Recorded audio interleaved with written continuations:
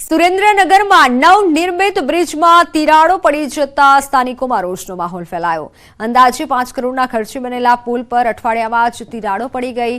Bridge ખુલ્લો મુકાયો તેના ચોથા દિવસથી સ્લેબમાં તિરાડો દેખાવા લાગતા નબળા કામની બૂમો ઉઠી હતી। આથી જ તંત્રએ પુલની ગુણવત્તાની ચકાસણી માટે તપાસના આદેશો આપ્યા છે। લોકાર્પણના થોડા દિવસોમાં જ તિરાડો પડી જતા સ્થાનિકો સહિત વાહન ચાલકોમાં તંત્રની કામગીરી સામે રોષ જોવા મળી રહ્યો છે। સ્થાનિકોએ વહેલી તકે રિપેરિંગ કરવાની માંગ કરી છે। કોન્ટ્રાક્ટર સામે કડક કાર્યવાહી કરવાની પણ માંગ કરી છે। સ્ટ્રક્ચરની અંદર કોઈ તકલીફ છે નહીં। જે કઈ તકલીફ છે એ રોડની સાઈડમાં જે ઉપરનો રોડ હોય એમાં છે અને એ પણ તમારા માધ્યમથી ધ્યાનમાં આવ્યું એટલે તરત જ કન્સલ્ટન્ટનો કોન્ટેક્ટ કરી લીધો છે અને ટીપીઆઈ કરાવેલું હતું। અમે એમને પણ બોલાવ્યા છે કે સર્ટિફાઈડ છે તો એ કેવી રીતે તમે સર્ટિફિકેટ આપ્યું છે અને કોન્ટ્રાક્ટરને પણ હજી અમે બિલનું પેમેન્ટ કર્યું નથી। એ ત્યાં સુધી નહીં થાય જ્યાં સુધી એ રોડ વ્યવસ્થિત છે એ માટેનું અમને રિપોર્ટ નહીં આવી જાય। નગરપાલિકાના શાસકો એક નાનકડો એવો પુલ બનાવ્યા પછી હજી એ નિર્ણય લઈ નથી શકતી કે આ પુલ માટે જવાબદાર કોણ છે।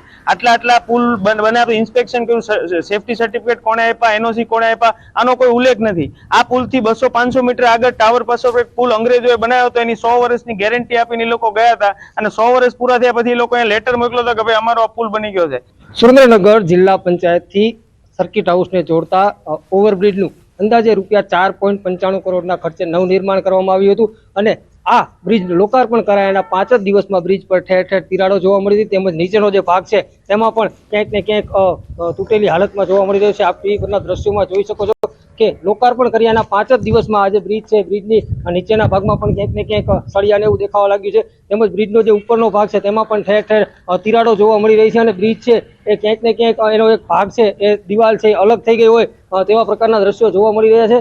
બ્રિજના લોકાર્પણ કરાયાના માત્ર 5 દિવસ જેટલા ટૂંકા ગાળામાં આ જે બ્રિજ છે એની હાલત જો આવી થઈ ગઈ હોય તો ક્યાંક ને ક્યાંક આ જે બ્રિજનું કામ છે એમાં મોટા પાયે ભ્રષ્ટાચાર થયો હોવાની આશંકા વ્યક્ત કરવામાં આવી રહી છે અને આ હાલ પાલિકા તંત્ર દ્વારા આ બ્રિજને છે થીગડા મારી અને હાલ એમના ભ્રષ્ટાચાર છે એને ભ્રષ્ટાચારને થીગડા મારતા હોય તે પ્રકારની કામગીરી કરવામાં આવી રહી છે। હજુ સુધી પાલિકા તંત્ર દ્વારા આ મામલે જવાબદાર કોઈ પણ અધિકારીઓ કે કોન્ટ્રાક્ટર વિરુદ્ધ કઈ પણ પ્રકારની કાર્યવાહી કરવામાં ન આવતા આ જે ભ્રષ્ટાચાર છે ઉજાગર થયો છે અને આ મામલે પાલિકા તંત્ર દ્વારા તાત્કાલિક કાર્યવાહી કરવામાં આવે તે જરૂરી છે।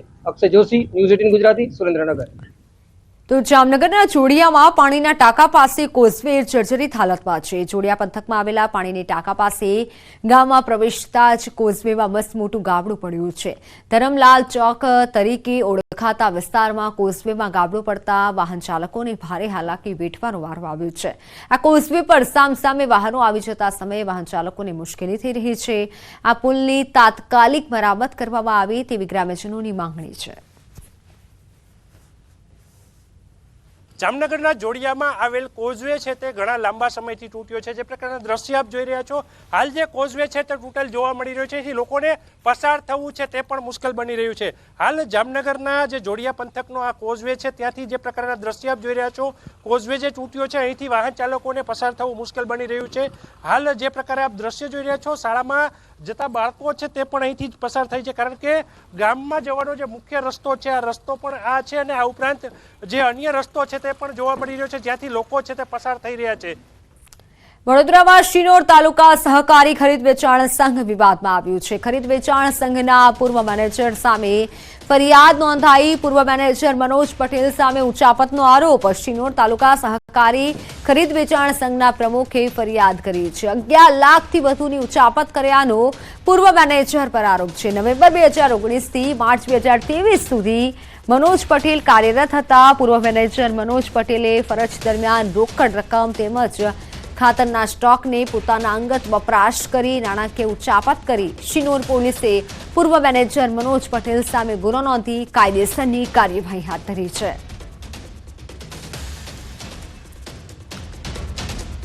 તો સુરેન્દ્રનગરમાં પાટડી તાલુકાના ફતેપુરા પ્રાથમિક શાળામાં શિક્ષકોની ઘોર બેદરકારી। 20થી વધુ બાળકોને શાળામાં બંધ કરી શિક્ષકો જતા રહ્યા। ધોરણ 1માં અભ્યાસ કરતા બાળકો રડતા રહ્યા। ગ્રામજનોએ તાળું તોડી બાળકોને ક્લાસરૂમમાંથી બહાર કાઢ્યા। સરપંચ સહિતના આગેવાનો અને ગ્રામજનોએ બાળકોને સહી સલામત બહાર કાઢ્યા। શિક્ષકો શાળાને લોક કરી જતા રહ્યા અને 20 થી વધુ બાળકો શાળામાં જ પુરાઈ ગયા. શિક્ષકો દ્વારા માફી માંગી સમગ્ર મામલો થાળે પાડવાનો પ્રયાસ કરવામાં આવ્યો. સુરેન્દ્રનગરની આજે ઘટના સામે આવી છે, જેમાં શિક્ષકોની ઘોર બેદરકારી કહી શકાય. ફોનલાઈન પર સંવાદદાતા અક્ષય